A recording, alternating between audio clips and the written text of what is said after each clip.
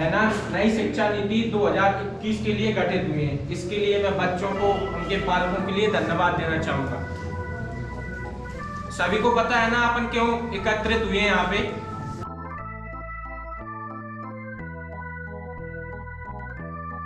चलो हम आज सबसे पहले माँ सरस्वती जी की पूजन स्टार्ट करेंगे, उसी से अपने प्रोग्राम को आगे बढ़ाएंगे।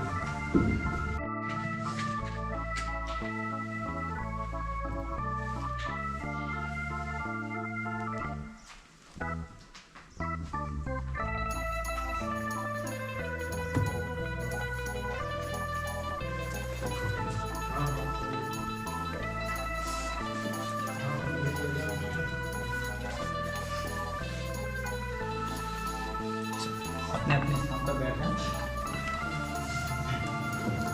सभी अपना अपना स्थान ग्रहण करेंगे। आमंत्रित करूंगा बुआएं और अपनी नई शिक्षा नीति के बारे में जो भी है अपने विचार व्यक्त करें।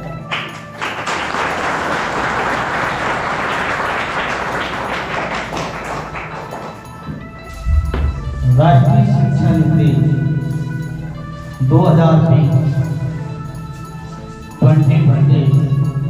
की कार्यशाला में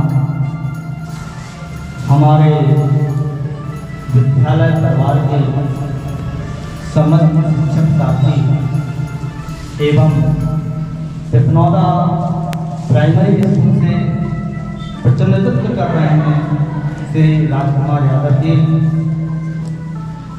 ऐसे विषम परिस्थिति और ओलावृष्टि वर्षावृष्टि होने के पश्चात भी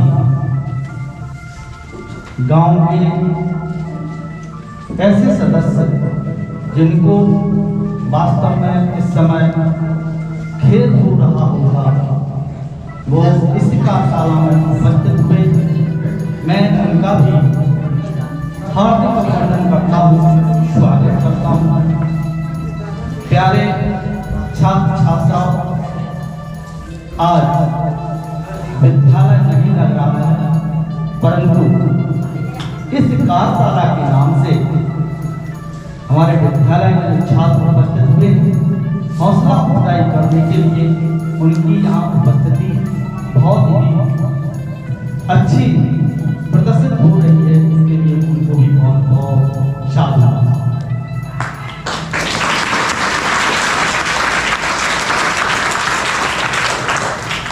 कार्यक्रम को समझने के लिए सबसे पहले हम पूर्व वर्षों में जाएंगे, जब हमारी शिक्षा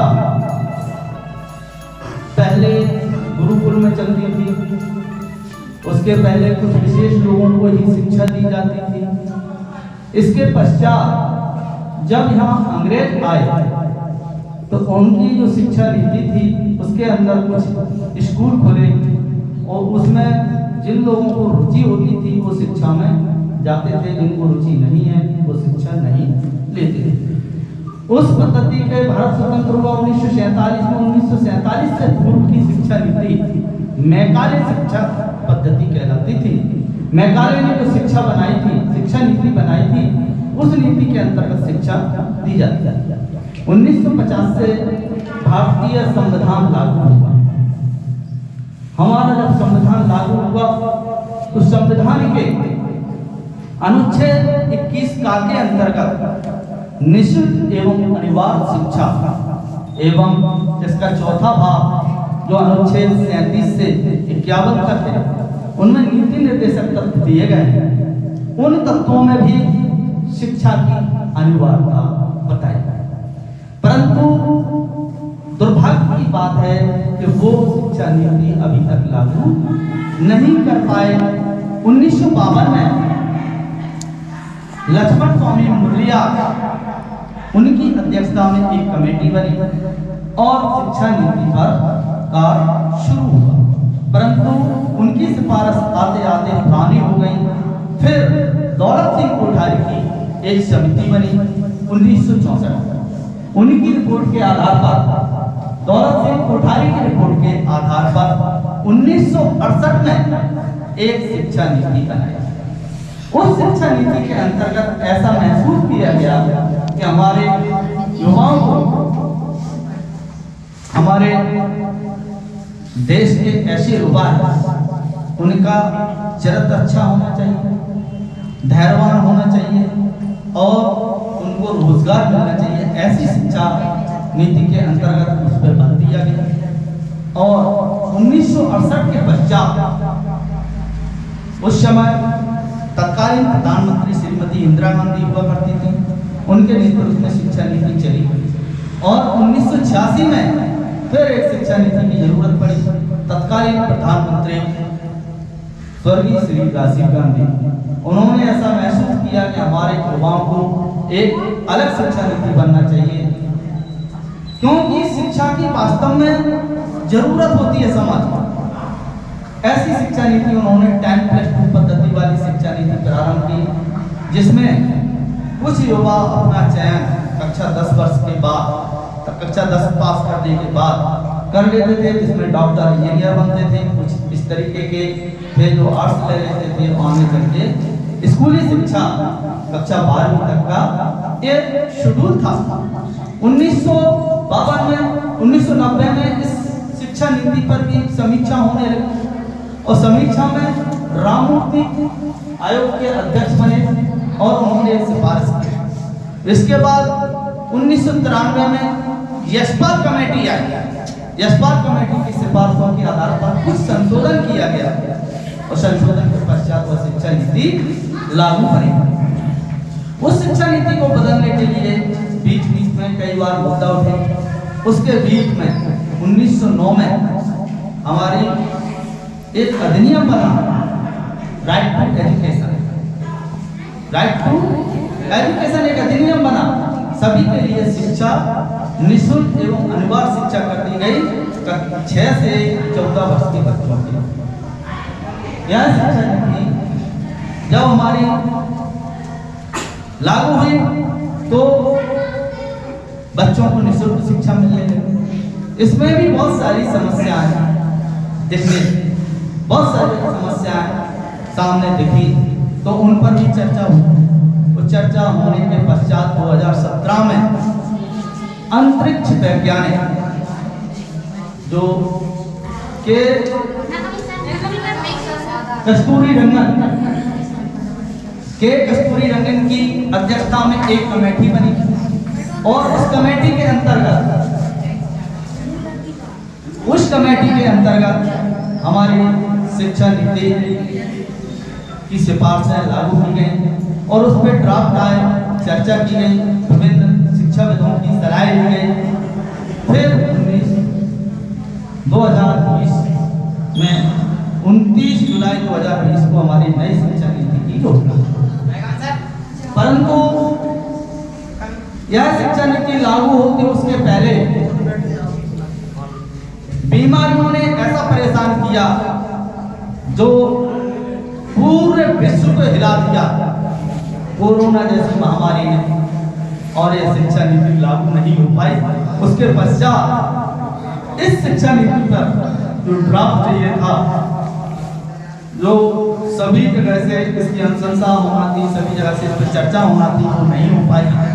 तो उसके लिए 9 जनवरी 2022 को लगभग भारत के सभी विद्यालय में ऐसी कार्यशाला आयोजित की जा रही है जिसमें आज आप उपस्थित हैं। अब हम आपको बताना चाहते हैं, आइए जो भी पालकगण आए हैं उनको बहुत बहुत धन्यवाद। आइए बैठे, पीछे जगह करें राजीव। अब हम 2020 जो नई शिक्षा नीति है, अभी तक हमने आपको उस शेड्यूल के अंतर्गत बताया कि शिक्षा नीति में आवश्यकता क्यों पड़ती है। 1986 की शिक्षा नीति जो 34 वर्ष पूर्ण हो चुके हैं, एक शिक्षा नीति लगभग 12 वर्ष कोई बच्चा पढ़ता है तो 12 वर्ष तक वो उस शिक्षा नीति से गुजर जाता है। लगभग 3 पीढ़ियां ऐसी गुजर चुकी हैं जो उन्होंने 1986 की शिक्षा पद्धति से अपनी शिक्षा ग्रहण की है। तो महसूस किया गया तब 2020 में जो नई शिक्षा नीति नीति का एक फॉर्मेट आया है, इस शिक्षा नीति का फॉर्मेट आया 5+3+3+4। इस फॉर्मेट को समझना, इस फॉर्मेट को इसलिए समझना है कि आधुनिक युग में जो अभी का युग चल रहा है, तकनीकी युग है, इसमें टेक्निक के माध्यम से अपन यहाँ बात कर रहे हैं, अपनी बात अभी थोड़ी 1 सेकंड 2 सेकंड में ही दिल्ली तक पहुंच सकती है। क्यों? ये तकनीक का जमाना है। तो ऐसे में जब महसूस किया गया तो 5+3+3+4 पद्धति के अंतर्गत हमारी शिक्षा प्रणाली लागू होगी और उसमें अब समझना है कि 5+ क्या है। हमारे 3 साल के बच्चे आर्थिक एवं सामाजिक रूप से वंचित वर्ग, जो गरीब वर्ग या ये कहें कि गांव के जो लोग, अक्सर देखा गया कि 2 बच्चे, जब एक शहर का बच्चा एक ग्राम का बच्चा 2 मिलते हैं किसी कार्यक्रम, मान के चलो मौसी के यहाँ जाता है, एक मौसी शहर में रह रही, एक मौसी गांव में रह रही। दोनों बच्चे जब मिले तो उनमें बहुत बड़ा अंतर आया। एक शहर के बच्चे के सामने एक गांव का बच्चा के अंदर झिझक थी, वो अपने आप को उस बच्चे के लेवल महसूस नहीं कर पा रहा। कारण क्या था? जब शिक्षा नीति पे देखा गया कि शहर का बच्चा 3 साल का हुआ और उन्होंने स्कूल में उसकी शिक्षा 3 साल से शुरू हो रही, और गांव का बच्चा 7 साल का भी हो गया तो भी पालक है, उन्होंने कहा मार साहब मेरे बच्चा का नाम लिख, उन्होंने कहा जन्मदिन बताओ, अब ऐसे ही लिख लो 7 साल 8 साल 6 साल, ऐसी बात है ना? सही बात है ना? तो ऐसे ही होता है। अब आप सोचिए, लेकिन होता क्या है, जब सबको शिक्षा बराबर होगी, सबको एक जैसी शिक्षा मिलेगी तो सभी एक ही फॉर्मेट में सीखेंगे। अब शिक्षा नीति ऐसी लागू हो गई है, सबको शिक्षा एक ही फॉर्मेट में मिलेगी, एक ही ज्ञान मिलेगा, लेकिन उस ज्ञान का माध्यम मदर लैंग्वेज में होगा, मातृभाषा। जो हम मातृभाषा कह रहे हैं वो 5 साल बच्चा हमारा कहाँ पढ़ेगा? 3 साल का जैसे बच्चा होगा उसके लिए आंगनवाड़ी केंद्र खोले जाएंगे। जो हमारे आंगनवाड़ी केंद्र अभी चल रहे हैं उनका स्वरूप अलग है, और आने वाली जो शिक्षा नीति है उसका स्वरूप अलग होता है। आंगनवाड़ी केंद्र में 3 साल से बच्चा जब पढ़ेगा और 3 साल के बाद जब वो 5 साल वहां अध्ययन करेगा, जिसे हम फाउंडेशन कहेंगे, शिक्षा की नींव। जब हम किसी मकान की नींव बनाते हैं, अगर नींव कमजोर है तो मकान कमजोर होगा, ऊपर कितनी की सुंदरता होगा।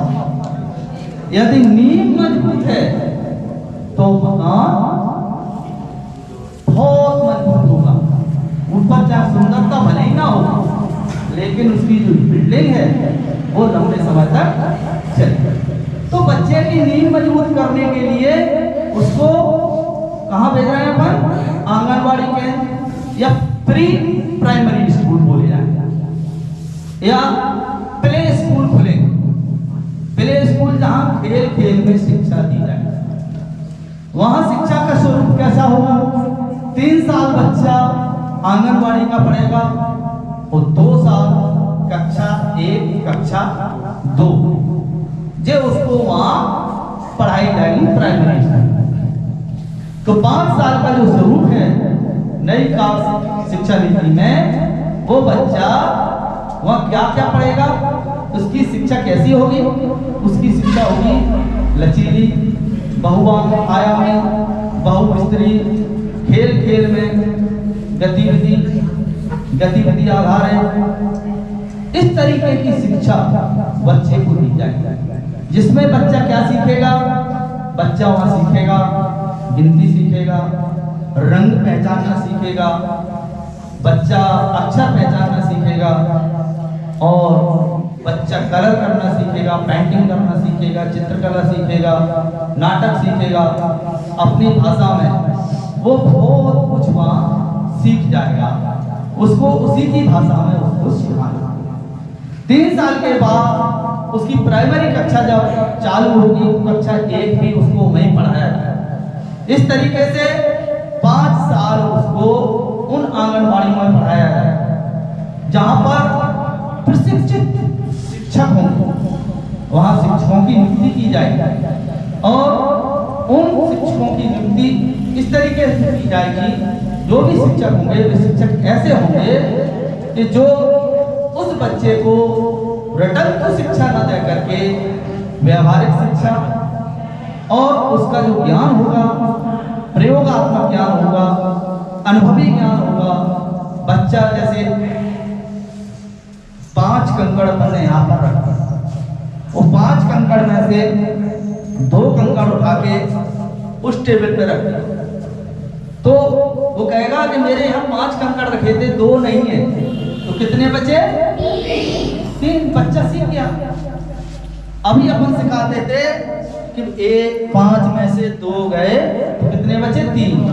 फिर हम सिखाते थे 1 2 3 4 5 में से 2 काट दिए, 1 2 3। अभी हम ये पढ़ाते थे, बच्चा भी ऐसे ही पढ़ता था, बच्चा ऐसे ही रटता था। वो अगर जो कला भूल गया तो वो बता नहीं पा रहा 5 में से 2 गए कितने बचे। अब बच्चा यदि 5 कंकड़ रख दिए और 2 कंकड़ हटा दिए तो बच्चा तुरंत बता देगा। अब खोजी शिक्षा है, खोजी शिक्षा में जब हम चर्चा कर रहे हैं तो वो खोजेगा हमारे 2 कंकड़ कहाँ हैं, इधर ढूंढेगा उधर ढूंढेगा, उसको वहां मिल गए। तो ये क्या शिक्षा कहलाई? खोजी शिक्षा। कोई चीज यदि गुम हो जाती है तो उसको हमें ढूंढना पड़ता है। तो अनुभव से ही सीख गया वो। कोई चीज गुम हो जाती है, यहाँ किताब रखी, अब इस किताब को हटा के छिपा दी, अब उसके बाद क्या ढूंढो किताब कहाँ है, अब ढूंढेगा, इधर देखेगा उधर देखेगा और दौड़ के जाएगा, मिल गई गुरुजी मिल गई, ये ऐसे बोलेगा। तो उसकी कैसी शिक्षा हो गई? ये प्रैक्टिकल शिक्षा होगा कि कोई भी चीज गुम हो जाती है तो उसको ढूंढना। इस तरीके की शिक्षा पद्धति के माध्यम से 5 साल उसके कहाँ गुजरे? जहाँ फाउंडेशन शिक्षा कहा जा रहा है उसको आंगनवाड़ी, प्ले स्कूल या प्री प्राइमरी स्कूल। इनका स्वरूप 2030 तक बहुत अच्छा हो जाएगा।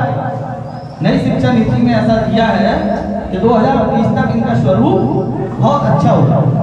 इसके पश्चात 3 साल है उसको कक्षा 3 से 5 तक प्राइमरी स्कूल में पढ़ना। प्राइमरी स्कूल में तब आएगा बच्चा जब उसको पूरा संख्या का ज्ञान हो जाएगा, पूरा उसको प्रैक्टिकल हो जाएगा, पूरा अनुभव हो जाएगा, पूरी मदर भाषा बोलने लगेगा। मदर भाषा के बारे में एक बात और बता दूं, कभी कभी क्या होते हैं, एक व्यक्ति अकबर के समय में बहुभाषी मिल गया, और बहुभाषी व्यक्ति जब मिल गया तो जौन सी भाषा की बात करने लगा सामने वाला व्यक्ति, वो व्यक्ति उसी भाषा में बात करता है। कोई अंग्रेजी बोलता है तो अंग्रेजी बोलने लगा, कोई हिंदी बोलता है तो हिंदी बोलने लगा, कोई तमिल बोल रहा तो तमिल बोलता है, कोई उड़िया बोल रहा तो उड़िया बोलने लगा। अब उसको ये भाषा पता नहीं चली कि उसकी मातृभाषा क्या है। तब अकबर परेशान हुए, उन्होंने बीरबल से कहा कि इसकी मातृभाषा को पता चलाइए क्या है। उन्होंने कहा क्या पता चल जाए, कैसे? चलो ठीक है, 4 सैनिक इकट्ठे किए, किसकी दो पिटाई। जब उसकी पिटाई देना शुरू हुआ, उसने कहा ओ बचा लो बाप रे बाप, बहुत ज्यादा जोर से लग गई। पता चल गई उसकी मातृभाषा हिंदी। मातृभाषा कब निकलती है? हमारे शंबे। ऐसा ही एक उदाहरण और था, व्यक्ति सो रहा था, सोते समय उसको चौंटिया ले लिया तो उसकी भाषा जो मातृभाषा थी वही एकदम निकली। तो मातृभाषा में जब बच्चा हमारा प्रवीण होगा, चाहे वो तमिल में पढ़े, चाहे उड़िया में, चाहे मराठी, गुजराती, बंगाली, कंकड़, हमारे संविधान की अनुसूची 8 में 22 भाषाओं को मान्यता दी है। जो 22 भाषा हैं उन सभी भाषाओं को मैं गिना सकता हूँ, पर इसको ज़्यादा टाइम नहीं लेंगे। हम चाहते हैं कि 3-5 साल जब बच्चा प्राइमरी में पढ़ के आ रहा तो पूरी तरह से तैयार है, प्री प्राइमरी में पूरी तरह से तैयार है। अब वो 3 साल पढ़ेगा प्राइमरी स्कूल में, उसकी शिक्षा हो गई 8 साल की, वो बच्चा हो गया 11 साल का। बच्चा कितने साल का हो गया? और शिक्षा कितनी साल की हो गई? 8 साल की शिक्षा के बाद बच्चा 6 में प्रवेश करेगा। 3 साल बच्चा कक्षा 6 से 8 तक पढ़ेगा और उसकी उम्र हो जाएगी 14 साल, तब वो कक्षा 9 में प्रवेश करेगा। अब कक्षा 9 की पद्धति, पहले कक्षा 10 की पद्धति से बच्चे के विषय बढ़ते थे, अब कक्षा 9 से ही उसके विषय बढ़ना प्रारंभ हो जाएगा। कौन सा विषय लेना चाहता है? कक्षा 9-10 में उसका विषय चयन हो गया, चयन के पश्चात बच्चे को लग रहा है कि हमारी अभी रुचि दूसरे विषय में थी और अभी यह विषय है, तो वो कक्षा 11 में फिर से बदल सकता है। अभी तो अपन बायोलॉजी, गणित और कला कक्षा 11 में देते थे, फिर उसके विषय बदलते नहीं है, 12वीं में उसी विषय से उसको पढ़ना पड़ता है। उसके पश्चात यहाँ उसके विषय कक्षा 9 में वो ले लेगा और 9 के बाद 10 में कर लेगा। यदि उसको लगता है कि हमें यह विषय अच्छा नहीं लगेगा तो वो अपना विषय कक्षा 11 में बदल सकता है। इस तरीके से 5+3+3+4 फॉर्मेट आया है जो नई शिक्षा नीति का, इस तरीके से लागू किया जाएगा। इस पर अब विस्तार पूर्वक चर्चा यहाँ होना है और चर्चा के अगले बिंदु के क्रम में मैं हमारे विद्यालय के अगले शिक्षक उनको आमंत्रित करता हूँ कि वो अगला बिंदु लेकर के आए, जिसमें बुनियादी शिक्षा का ज्ञान होगा। हमारे अगले शिक्षक के रूप में श्रीमती प्रतिभा यादव मैडम आएंगी और वो इस मंच के माध्यम से छात्रों एवं बालकगणों को इस शिक्षा के बारे में बताएंगे। उसके बाद में हम लोगों का ठीक आइए।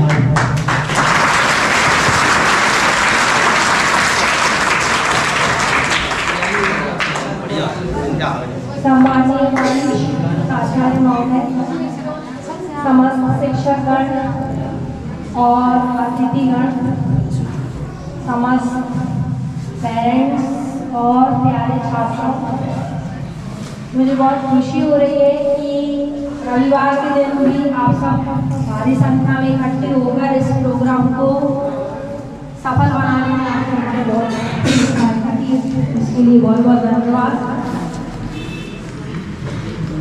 मैं यहाँ पर आपको बुनियादी साक्षरता एवं संख्या ज्ञान के बारे में बताऊंगा। बुनियादी साक्षरता क्या होती है, इसकी अवधारणा सबसे पहले महात्मा गांधी ने व्यक्त की थी। महात्मा गांधी का विचार था ये कि बुनियादी साक्षरता सभी को मिलनी चाहिए। बुनियाद का मतलब हम सभी जानते हैं, किसी भी चीज की शुरुआत होती है तो पहले उसकी बुनियाद रखी जाती है और बुनियाद यदि मजबूत होती है तो उस पर कितनी भी ऊंची इमारत खड़ी की जा सकती है।